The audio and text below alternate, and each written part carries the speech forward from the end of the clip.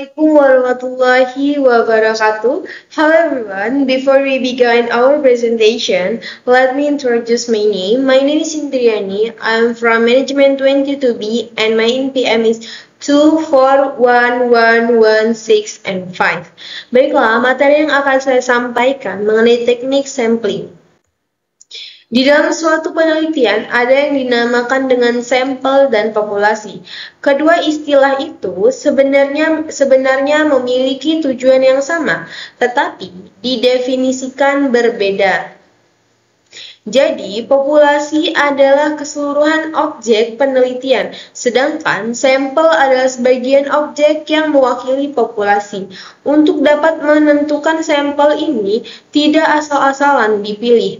Ada cara tertentu yang bisa dilakukan untuk memilih cara tersebut, dinamakan dengan teknik pengambilan sampel atau sampling. Understanding sampling. Jadi, teknik sampling disebut juga dengan teknik pengambilan sampel penelitian.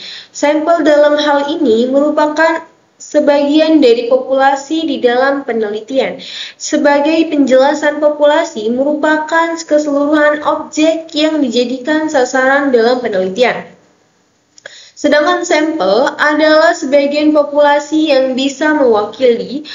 Teknik sampling itu sendiri terbagi menjadi dua jenis, yaitu teknik sampel acak atau random sampling, atau disebut juga dengan probability sampling, serta sampel non-acak atau non-random sampling yang disebut juga non-probability sampling.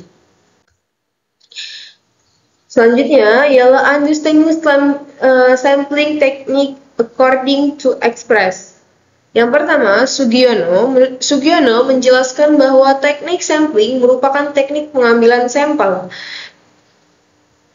M. Argono tahun 2004, Margono menyatakan bahwa teknik sampling adalah cara untuk menentukan jumlah sampel yang akan dijadikan sumber data dengan memperhatikan karakteristik dan penyebaran populasi agar bisa benar mewakili. Yang ketiga, Taken. Menurut Taken, pengambilan teknik sampling merupakan teknik untuk mengambil sampel yang memenuhi sifat sebagai berikut. Dapat dipercaya untuk menggambarkan seluruh populasi yang diteliti, sederhana, bisa menentukan presisi dengan menentukan standar deviation dari taksiran yang didapatkan. Dan yang terakhir, bisa memberikan banyak keterangan dengan biaya yang cenderung sedikit. Selanjutnya, purpose of sampling. Teknik pengambilan sampel memiliki tujuan antara lain mendapatkan data yang relevan dengan pemilihan, dengan penelitian, memberikan informasi terkait dengan populasi, dijadikan acuan untuk mengambil kesimpulan, saran, dan keputusan setelah penelitian dilakukan. Selanjutnya, various sampling technique. Seperti yang telah dijelaskan bahwa teknik pengambilan sampel terbagi menjadi dua, yaitu probability sampling dan non-probability sampling. Berikut ini adalah macam teknik pengambilan sampel dan contohnya. Probability sampling. Probability sampling adalah metode pengambilan sampel dengan mengasumsikan seluruh sampel memiliki kesempatan yang setara untuk menjadi objek penelitian. Teknik ini merupakan teknik pengambilan sampel peneliti kuantitatif.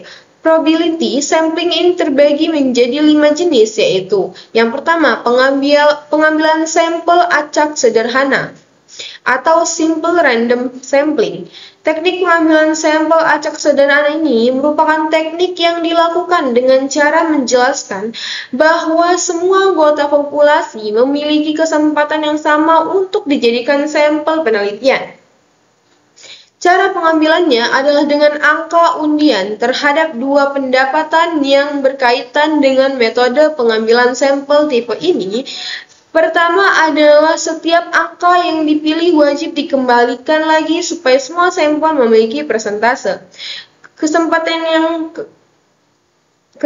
yang sama. Kedua adalah angka yang dipilih tidak dikembalikan, namun umumnya pendapat pertama yang banyak dipilih untuk melakukan penelitian. Pada metode sederhana, ini memiliki keunggulan yaitu meminimalisir bias dan bisa mengetahui standar error dari penelitian. Sedangkan kekurangannya adalah para sampel bisa jadi tidak mewakili populasi yang ditentukan.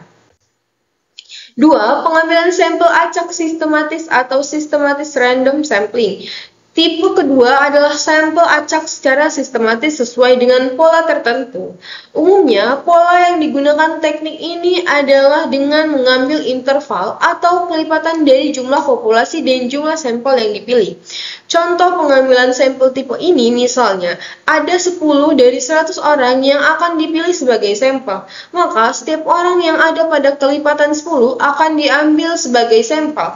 Artinya, dengan orang dengan nomor 10, 20, dan 30, dan seterusnya akan dijadikan sampel hingga 10 orang.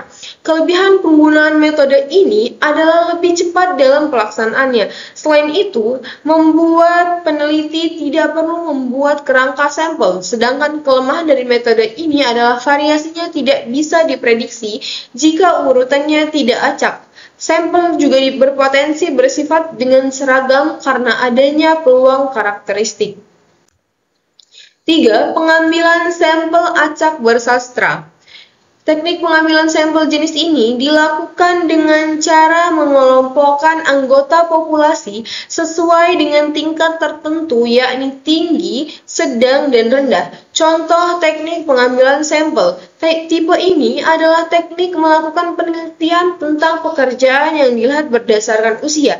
Jadi, sampel yang diambil dengan cara mengelompokkan sampel ke dalam kategori usia muda, sedang, dan dewasa.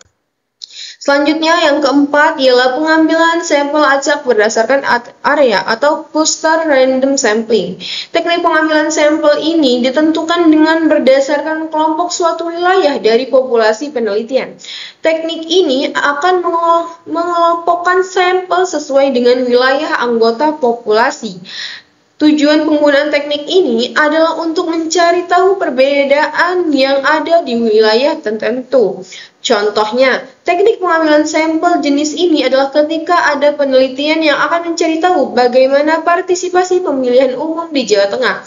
Dari situlah, sampel yang akan digunakan adalah beberapa wilayah yang ada di Jawa Tengah. Non-probability sampling. Non-probability sampling adalah lawan dari probability sampling.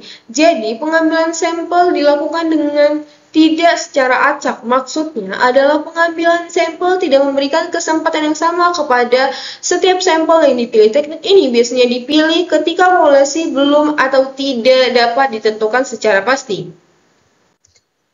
Selanjutnya ialah sampling technique steps. Untuk menentukan sampel mana yang harus dipilih ketika melakukan penelitian, ada beberapa langkah yang bisa dilakukan. Di antaranya yang pertama ialah memahami definisi dari populasi yang diamati, membuat kerangka sampel, menentukan jenis teknik sampling yang tepat sesuai dengan peneliti, melakukan pengumpulan data, dan memeriksa hasil pengumpulan data yang diambil dari sampling.